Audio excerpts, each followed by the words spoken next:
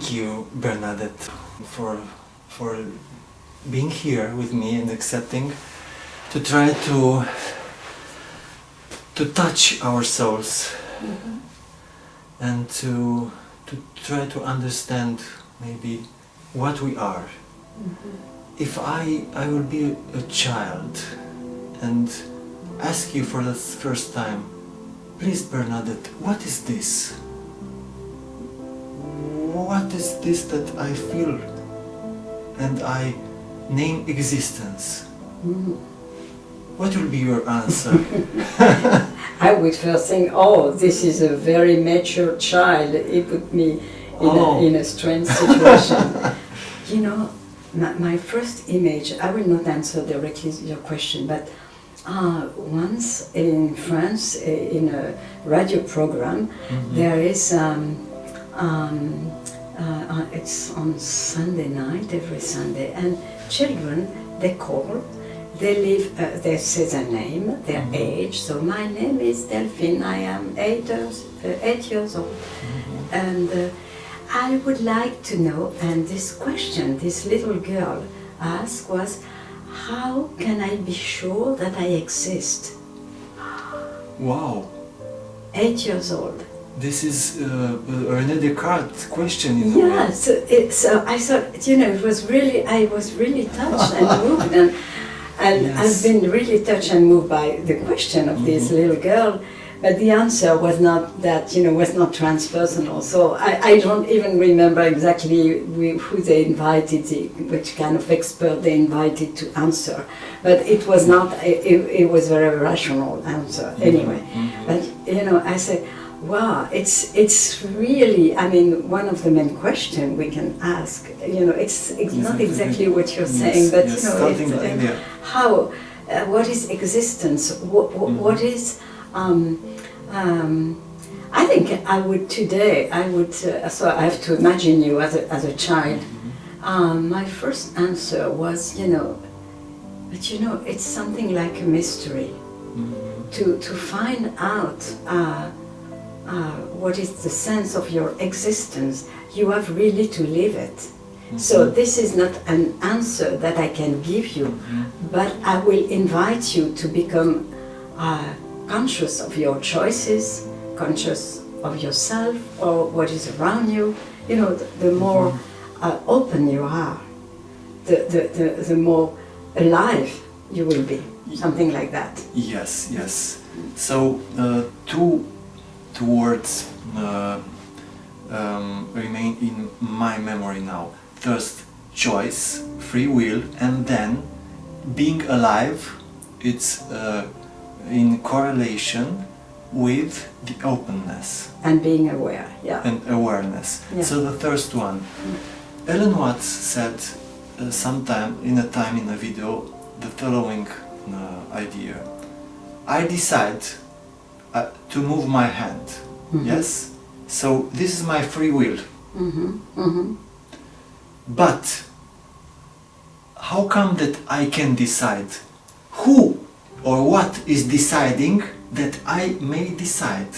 And then there is psychoanalysis that considers that our free will choices in fact may be determined from other autonomous forces that we cannot be conscious of. So how do you see it? I would say that, of course, there is a lot of predeterminations from our childhood. You know, it depends the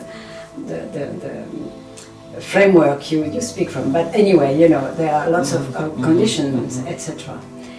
But today, where I am right now is that, you know, what is it's more difficult sometimes for me in English than in French. Please, French. No, I can do it in English, but you know, the difference between real and reality. Real and reality. Yeah. What is real, you cannot touch it. It's what's just is always hidden. You want to to touch it, but you know, it's like, it's not possible. But what you touch, what you experience is reality. And this reality is something, somehow you create. You experience the world by how you look at it. So it's a sort of a reflection. The way I look at you, for me, creates the you I see in front of me, which doesn't mean you are what I see. You know, so the real cannot be touched. Jacques Lacan, c'est le régime du réel with capital R. Yeah. So that's very important because most people don't understand that. So, which means that everything is, you know, the base thing is relationship. Relationship. How we relate to the world, how we relate to situations. So, in that sense, many of our way of being in relation with events, things, people, situations are, yes, determined by our character, personalities, life experiences, childhood, etc. But the becoming more and more conscious, a more conscious person, then I will open my possibility of making a choice. So, for instance, I am not responsible at the beginning. I don't choose, you know, to have, I don't know, this, let's say, I don't know, very accident, even not a big one, but you know, so incident or accident. And then I will react in a way, or I can be depressed, or I can be angry, and the way, you know, it comes very, very quickly. So I'm driven by my emotions, but then, because I'm conscious, then I can decide, I can make a choice. For me, at each breath, we have a choice. I would say, you know, it's an image.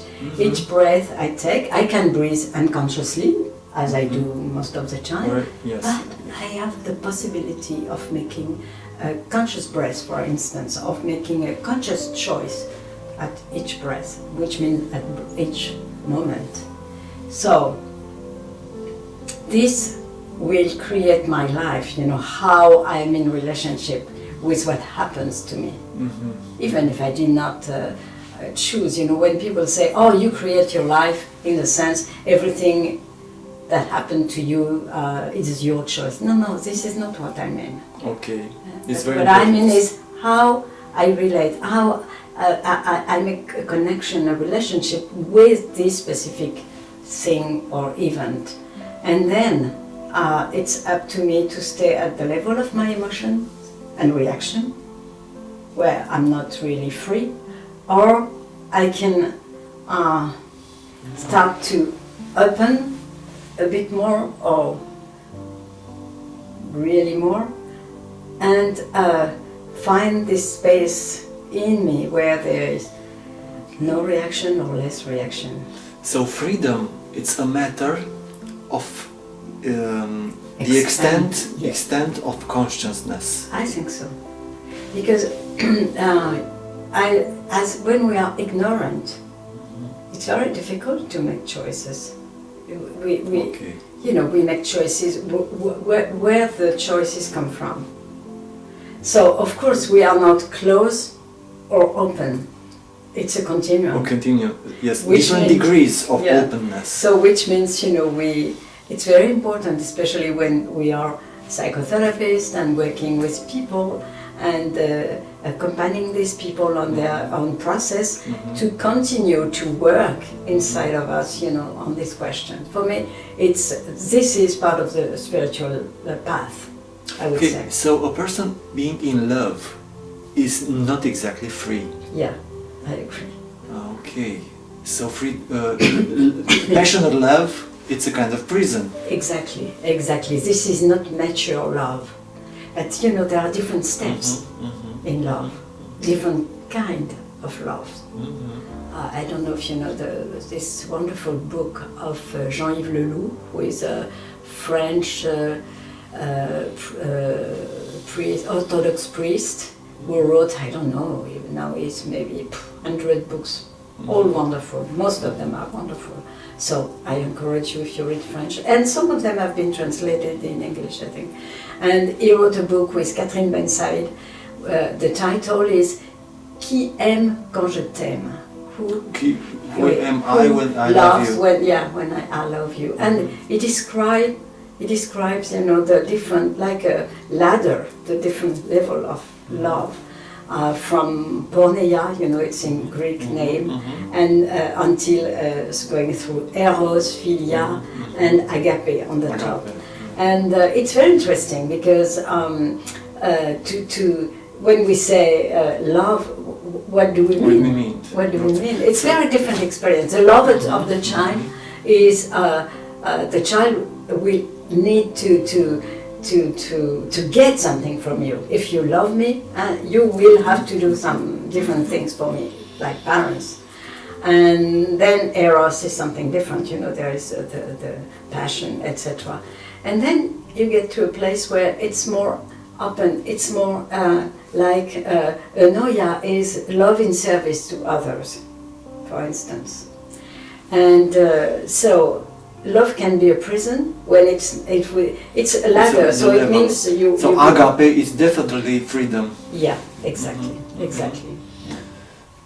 Going further, so it depends of the extent of our consciousness that we are living in suffering or in balance, and then this means that the only goal of transpersonal therapy, or in extension of each one therapy, is to extend the inner space and the space from where you are looking to yourself and to the world, something like that? Yeah, I think we cannot really avoid suffering. Suffering sometimes is a good teacher in life, you know, many insight, many realization we make, you know, comes through suffering. But my spiritual teacher used to say, I don't offer you any kind of well-being or, you know, things like that. What I will give you is the ability to be in relationship with suffering. It's a question of, he said, how to muscle the muscle of consciousness, of faith. It's like a muscle you have to train, you have to exercise. And someone who is more spiritually mature is someone who can hold suffering and not being destroyed or swallowed by suffering. So it's a way of, you have to give muscle in order to be able to drive through suffering. I'm curious about your spiritual master. If you yeah, of course. His name is Richard Mars, Dr. Richard Mars. He's with the famous 2 books, I think he has. More. But he came to Romania once. Yes, he gave a lecture and maybe also a seminar. Richard Mars, yes. Yeah. So he's from. He's from the States. Now he's in Oregon, and he works in France for many years. He came to France, so we are very close. And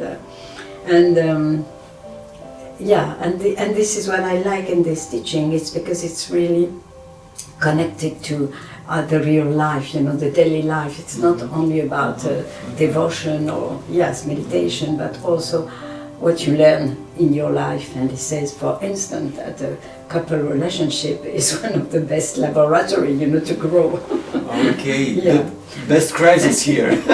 Yeah. So, and he always teaches from his own experience in life. So he's very honest. He never tries to look, you know, narcissistic and something. And when to idealize him. No, not at all. So that's important. Yes, lots of questions. I like your way of being about what you are and so on. Yes. How do you see yourself now, looking to your life? How do I see myself?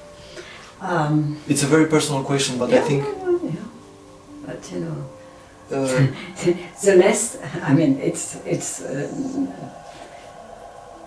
I try not to be too much attached to my persona, I would say. So why not I can talk about myself. I am 70 years old. 70 years old? Yeah, next week I will be 71 actually. Oh. And so it's a life of, full life I can look back at.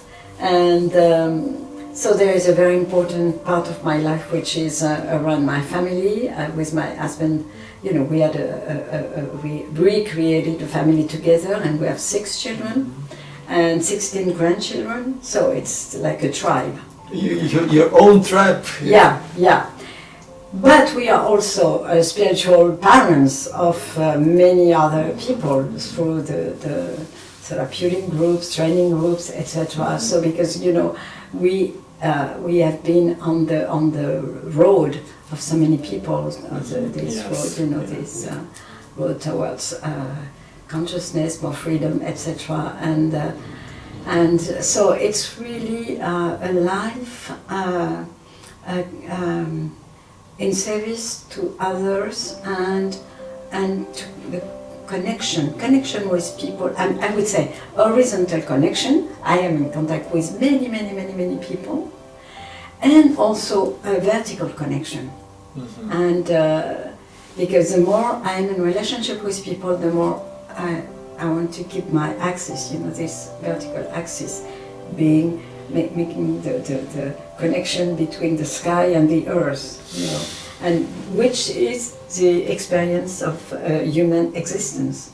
Your first question, mm-hmm. What is human existence? Is to try to balance your 2 poles, to which one is the spiritual, where you come from, all this inspiration, this connection, and the other one is honoring the experience you do on earth, and being in connection with the earth, with nature, with what you have to do, what is given to you, how you can take care of the world and take care of others, etc.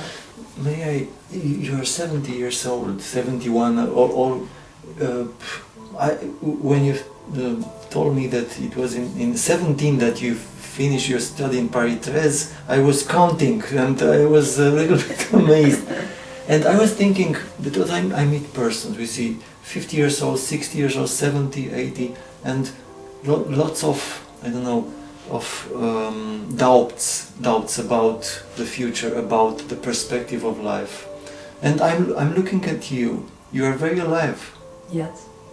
And your body is very alive also. Yeah. And I was thinking, how do you see, because 70 years old for some person will be some kind of disaster in a way. I'm very active. When I look at me, I say, I know I am a doer, if I can say. You're a doer.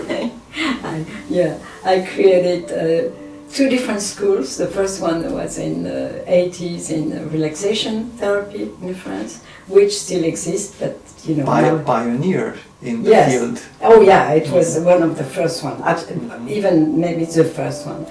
And it still exists, but it's one of my ex-students who is now more than 50 years old when I was running it. Mm-hmm. And then I created a second school about transpersonal psychotherapy in 95. And after lots of difficulties, etc., so it has been transformed, and now I'm part of it's a death and birth process. So it's the renew the new step, different the same school in a different structure, and so I'm always in it. I'm working as the president of EUROTAS for now. The president of, and I know the event, the September conference of EUROTAS will be in France, near Paris. Yeah. You are working in Paris. I'm working near Paris. I'm not in Paris. Pont de la Chapelle.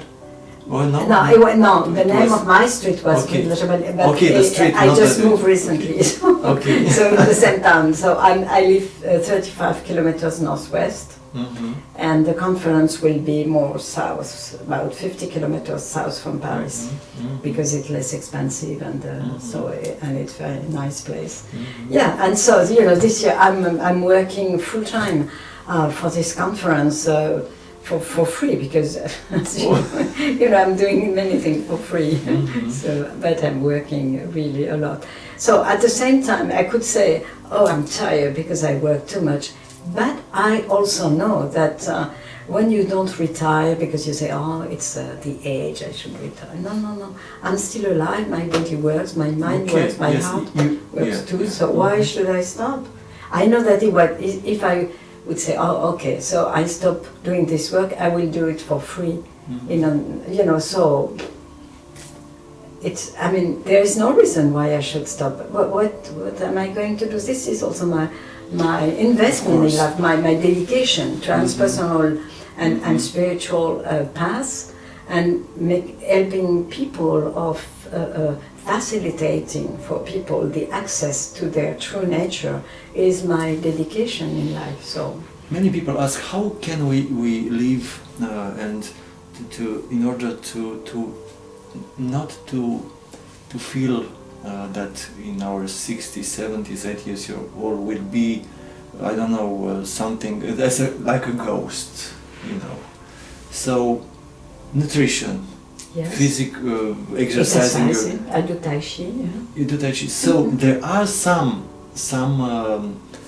countermeasures in order to preserve our well-being, or it's a karma or genetic. I think, I've been given a good energy, good foundations. So, but I also have my problems. I also sometimes have some pains, and everything is not perfect in my body. But if you have nothing to do, you will focus on what is wrong, what is not good. But I focus on what is alive, what is exciting, and then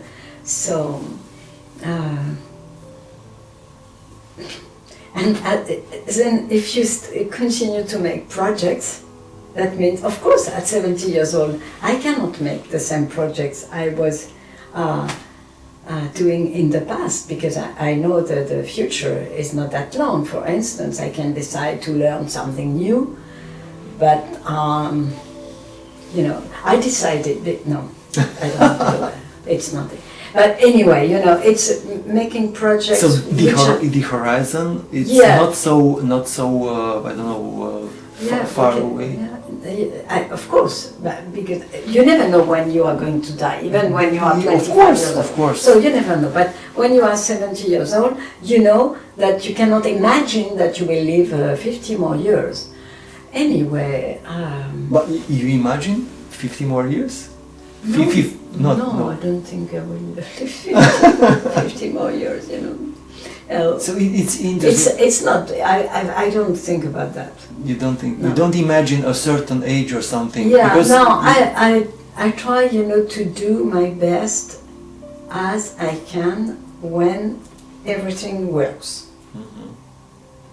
But my husband is 10 years older than me, so I also have to, to deal with that question. Because sometimes I would I think it might not be easy for him. For instance, when we walk in the airport, I'm always running. So you're running. Yes. Yeah, a little bit. So I'm joking, but it's also a learning process. So it's interesting, because I have to be conscious of that too. But I'm alive. And, Thank you for this short dimension of your life. And now about changing. So you are helping people to make a change. In what consists alchemy? The elements of change. There are persons which are stuck. The system is very close. It's stuck, yeah.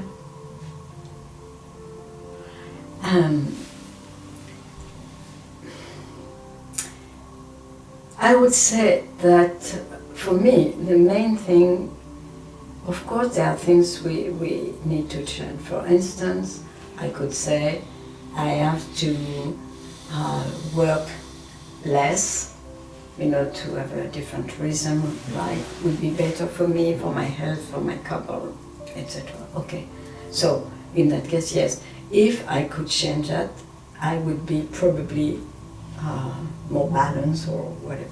Okay, and I'm a little bit, I don't know if I'm work alcoholic, but something like that. Okay, but mostly I think for many things people think they have to change, but for me the first or the main step is not to change, is to accept what is there before trying. So I came very really, important to accept what it is, not what it can be. I came to the point that a big part of our suffering or not well-being, etc., is because we are not aligned with how we are. And when there is something in us we don't like or which causes pain inside or around us, we start to fight. And I really experience that the more you fight, the more you create the enemy, if I can use that word. So the more you fight against something, the more you give strength to these things. But it's martial art. I don't do really martial art, but the more you say, okay, you're here. Okay, so let's have a relationship. Let's talk together. Let's consider what's going on between me and this tendency, and that's true also for when you disease like cancer. The first I'm going to fight against cancer. I think no. Can you try to develop a conscious relationship with this experience of the cancer in you? To create a relationship, not to abandon or to be passive or to let go. It's absolutely not about passivity or it's a very active to be. And it's not easy, and it means being honest and sincere enough to really look at what are my emotions, what are my sensations and feelings when I consider that I have this cancer, for instance. And that's not easy, because I will find that I'm afraid and I'm terrified and I'm angry, etc. I'm in despair because I don't know, I have children, what's going on. So all these things. So you will have to face everything. So instead of not fighting against them. But still, the people are fighting, a tendency to fight. And then I was wondering why they are fighting, why we are fighting, because maybe the emotions are so intense that it will be crazy. Because this is what Henri Laborit said about the basic reaction when you are in front of something which scares you, or you just are kind of paralyzed and passive and you cannot do anything, or you run away because you don't want to see or experience or even think about that, and or you fight. Yes. So it depends on you, on your personality, on your ego. And at the level of the ego, these are the only options you have. Running away, fighting, or sedation. And this is why being more conscious and not experiencing life only from the point of view of the ego, which is the survival personality, then you can discover something else. because what I try to teach people, it's that everything you are conscious of, you are more than that. As you said at the beginning about consciousness. If I am conscious of something, that means that becomes... I'm not something, this something, I am more than that. And this is this more than that which is difficult to touch, but which we could call the self or the source of the being of consciousness with a capital C, etc. And so there are problems which are important at the level of the ego, but they cannot be solved at the level of the ego. So this is where, for me, transpersonal psychotherapy is very useful, because it will give a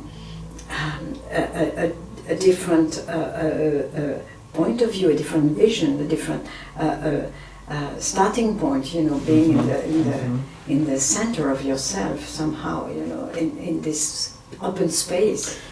In what consist the tools of transpersonal psychotherapy? Oh, there are many tools. For example, your favorite. I use, you know, I'm also a Gestalt-therapist, so I don't, for years now, I don't work in private practice anymore, so I don't work, you know, one, yes. No, I work in group, mostly in group, and in my groups I will use holotropic breathwork a lot. All different types of breath work, because I think it's important for people to open their consciousness and to experience higher states of consciousness. So breathing, it's the gate, the body gate one of the gates. Absolutely, yes. Absolutely. And other ones? Other one, I use also some different kind of rituals. I could use in some groups, not always, but using sweat lodges, for instance, but you know, in some very specific seminars. And also I will use from my teacher what he calls the mandala of being, which is a very interesting cartography. And so there is the framework of the cartography, and then we can work on, do some practical work, you know, in order to experience it and to just let go of all these emotions, you know, all these inner states which put us in some state of slavery or survival strategies, and not living fully from the deeper part of ourselves. So some perspectives in psychotherapy consider that in order to change, you need a time-space. It's not something like this, because it will be like this. You go mad because you have no time to rebalance.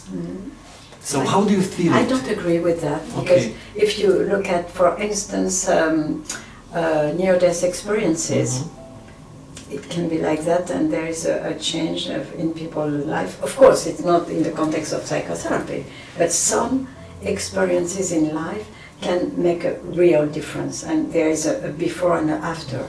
And it happens sometimes with holotropic breathwork, and people they have a before and an after, which doesn't mean that everything is solved. Of course. But it's something consistent, consistent change. Yeah, because people sometimes people tell me after their first experience, I experience, you know, the state of consciousness I could not even imagine they would exist. So this is what I mean. But I agree that most of the time, you know, we need to do some work, and you need to mature. You need integration, and you need to, you know, this is a process. This is a path, and you don't do it like that. But sometimes you can have some opening.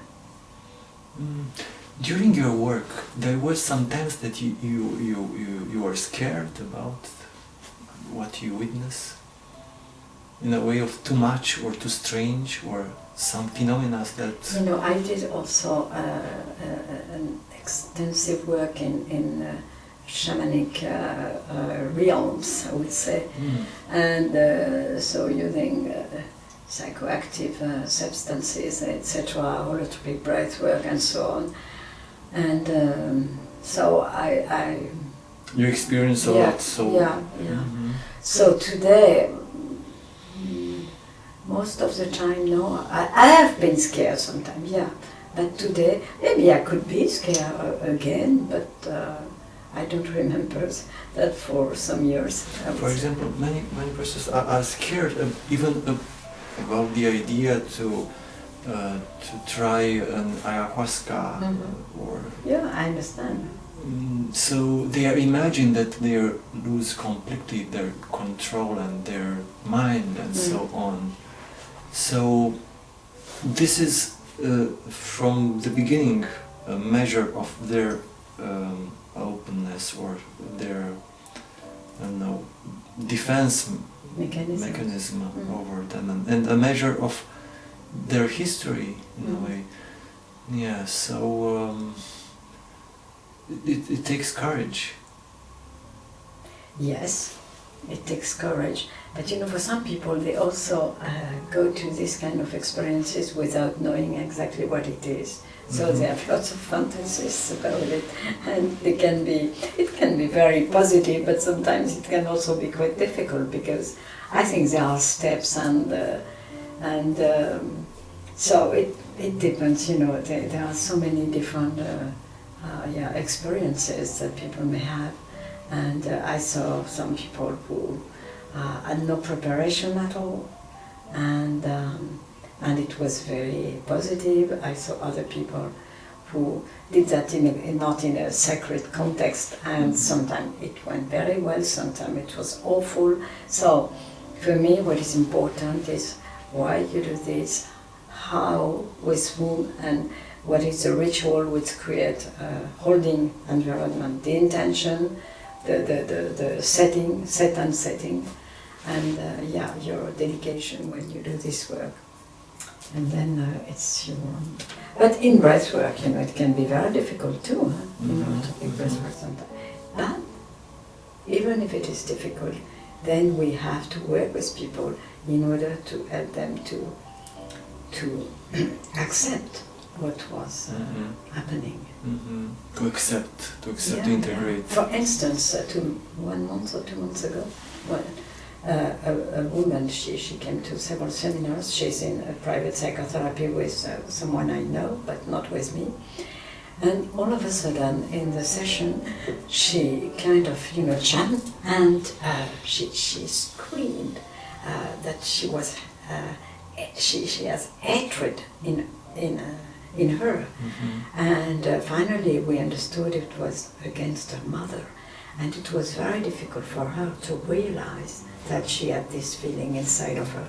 She knew she had problems with her mother, but she didn't know that she had such hatred, and it was difficult. It was difficult. She really felt ashamed.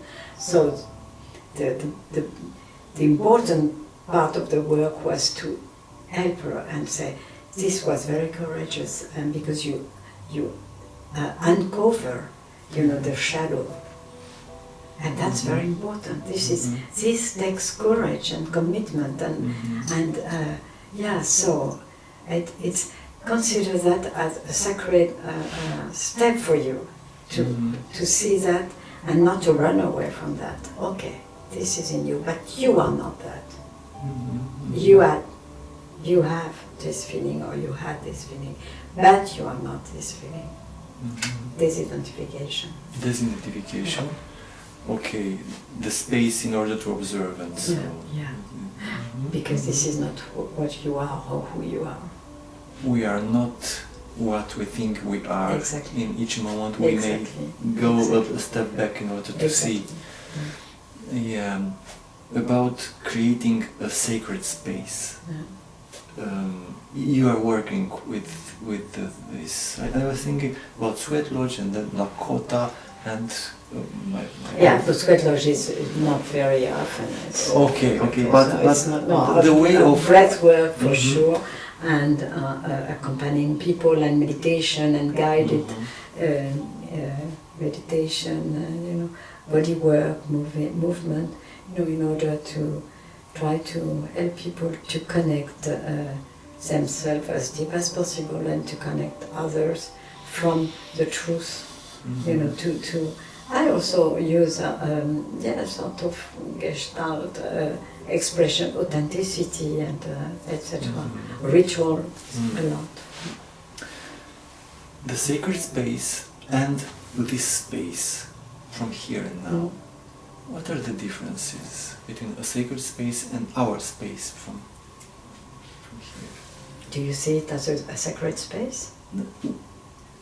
This is the Would question. you see it as a sacred space? I think that this can be a sacred space. Exactly. For me what was interesting in shamanism was there was not this difference between what we call sacred and what is profane. Profane, yeah. In the ancient times, for instance, hunting was necessary to survive, but was put in the framework or a sacred act, because it was asking the animals to accept to give their life so that the tribe people could eat and survive. So what is sacred? It's how you live a life or any space in your life which will make it sacred or not. It's sacred is not only in the church. I mean, we can decide. If we live this meeting as something sacred, then it is sacred. There is no authority which will say, oh, this is sacred, this is not. It's how, we relate to this moment. And if we have the space inside in order to see that this is something remarkable. Yeah. I think in my groups with my husband, because we are together, we really try, to create a safe container, environment, safe and sacred, but not using spiritual words necessarily. Just by how, I don't know how we do that exactly, but I know we do it. It's perfect. I know it because people after, they give, they share, this is what they experience, that this was, sometimes I said in a group, we create a sacred space for you because you are sacred beings, and everything you are doing here is will be sacred. And also when we are doing this work it's of course you come for yourself to heal some wounds or whatever, but we also do it for the whole community, for the world. This is not limited to this group. This is expanding. We are doing this work together, not only for us, for our well-being. We are doing it for the whole. This is what sometimes I can say, for instance. And I think people, they understand. Not here, but something is understood. I think we have to conclude. Yeah. Maybe if you want to conclude our meeting with something that passed through my mind, you think that may be useful to the person that are looking. Anything. I would say today, what I would say, something we didn't really talk about, but please be, as you are in contact with yourself, be open to others and to the world. We need today in this world conscious and mature people in order to transform what we need to transform, because the world is not in a good shape, and this is my responsibility and our responsibility if we realize it to really work for the collective. So don't stay alone in your own little private home, but get in contact and open your heart to others, to the world, to the nature, to the planet. Let's do something together. Let's do something together, and Yeah. this is happening. Thank you, Bernadette. Thank you. Thank you very much. Thank you.